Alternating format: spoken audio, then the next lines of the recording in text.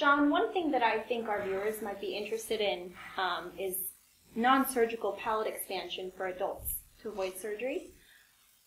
Do you think that it's possible to get true sutural palate expansion without surgery?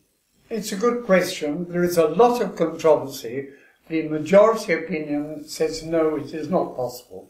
But I have done a lot of research on this. I've done comparative studies, and very few of the comparative methods have actually used the technique that I recommend, and that is widening the maxilla at 1 millimeter a week, which is 1/16 of a millimeter each side each day. That's a steady and very small movement. Research has shown that that is a physiologically ideal movement, and from my research I know that you can widen the upper jaw quite substantially by separating the suture if you open at that specific rate.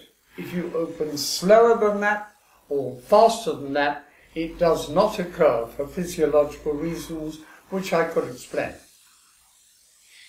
That sounds like something that the Homeo Block appliance does. Are you familiar with that appliance? Yes. David Singh was a student of mine, and he heard me lecture on the influence of the genes, and he subsequently presented his particular technique.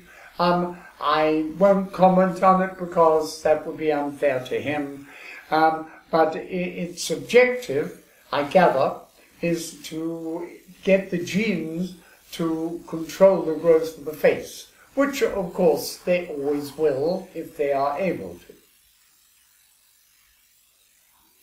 In your opinion, how severely would the orthodontic industry suffer if the public understood the root causes of crowded teeth? Would the implementation of this knowledge lead to a bursting of the orthodontic bubble? That's a two-sided question, because initially you might think the orthodontic profession would suffer because patients would be treated with orthotropics.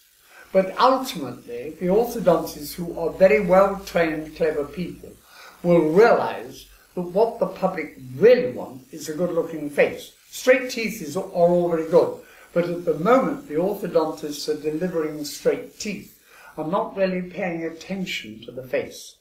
Once they realize that the public want good-looking faces, they themselves will look into orthotropics and decide that that is the best method to achieve it.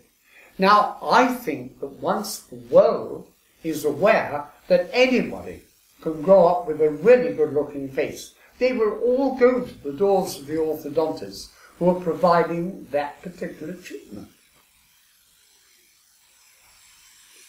In a few words, what should we be telling parents to allow their children to develop optimally?